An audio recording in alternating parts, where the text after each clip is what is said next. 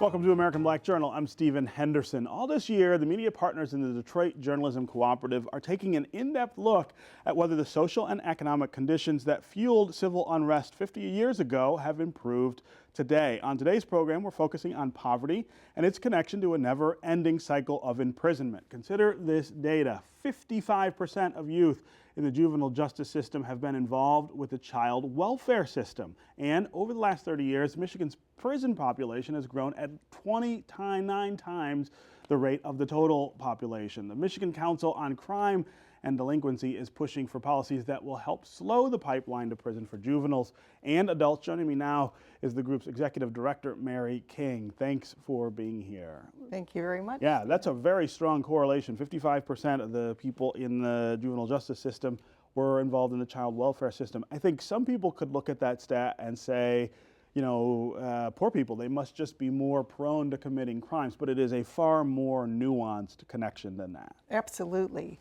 And in fact, we've also heard about the school to prison pipeline. And now we're starting to talk about the preschool to prison pipeline, looking at the fact that preschoolers are actually 3.5 times more likely to be kicked out of school than high schoolers. Yeah. And of those children that are getting kicked out of preschool, 40% of them are African American. So you see that this pipeline starts really young. Yeah, and talk about what it is that creates these. What are the conditions that are creating this pipeline? I mean, what is it that about poverty that is putting kids who grow up in a position to go to prison more often? Well, I think it really comes down to kind of lack of resources. I think Michelle Alexander's book, The New Jim Crow, really talks a lot about the fact that, for example, for substance abuse, white people are using drugs at the same rate as African Americans, but yet if you look at the number of people who are being incarcerated for substance abuse crimes, it's largely African Americans. Why is that? Because people of means also have the ability to be able to hide their drug addiction. Sure. If they do get picked up, they often have the money to be able to avoid incarceration. So a lot of it is really a link of having to do with lack of resources. Right. It doesn't have to do with poverty itself. Right. It has to do with enforcement and prosecution. It's not that poor people are more dangerous or criminal than people who have means. It's that people who have means have the resources to be able to be diverted out of the system in the first place. Right, and race, of course, plays a real role in deciding who gets prosecuted and to what extent. Absolutely, and you see that in both the adult justice system. In Michigan, about 14% of the residents are African American, about 56% of the people who are in our state's prisons are people of color. And in the juvenile side, about 30% of the youth of color, so that's African American, Asian American, Native American, Latino, 30% of the juveniles in our state are youth of color, but 70% of the kids who get involved in our juvenile justice system are youth of color. Yeah.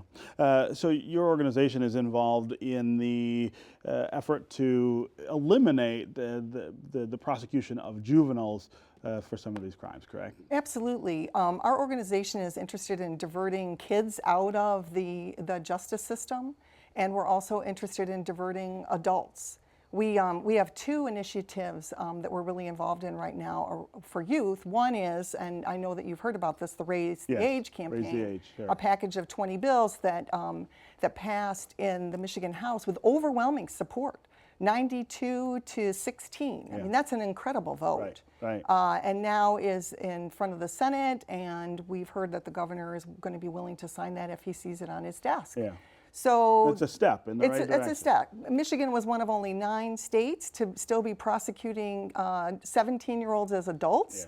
Last week, Louisiana and South Carolina raised their age, right? So I think we kind of have to keep up with Louisiana. Sort of bad company there. And South Carolina. So the other piece that we're doing, which I think is also really exciting, is looking at restorative justice practices as a means of diverting kids out of the justice system. Yeah, and you're trying to help the counties who aren't doing this yet learn from the counties That's who right. are, right? Yes, we've surveyed the counties in Michigan.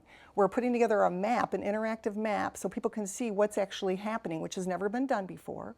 While we were doing that, we identified 3 counties that had really terrific programs. We found 3 other counties that wanted to learn and do something different, and we matched them up, and so they're learning from each other now. Yeah. You're also gathering formerly incarcerated adults to sort of talk about ways to avoid incarceration. Absolutely. People who have been part of the system have never had a voice. And Michigan Council on Crime and Delinquency is hosting a new organization. It's called Nation Outside, the Voice of Formerly Incarcerated People. The steering committee is made up of 70% formerly incarcerated people, and their goal, they have 2 goals this year. Number 1 is to educate people who have a felony background that they actually can vote in Michigan. Right. Because many people do not know that they have the right to vote. Because in a lot of states you can't. That's right. Right. And the second thing is they want to educate formerly incarcerated people which elected officials and which candidates have positions that are in alignment with some of their values. Yeah. So forming a collective voice is really important because there's all kinds of policies that are being created right now that have a direct impact on this population, and they never get to have a say in it. And they don't really have No a voice. say of it. You talk about politicians and policy. We also have a sort of criminal justice community, I would say, here in Michigan that seems really resistant to this stuff. Prosecutors, our Attorney General, they're really pushing back hard against a move away from this. I think that really the only way to change this is at the ballot box. Yeah.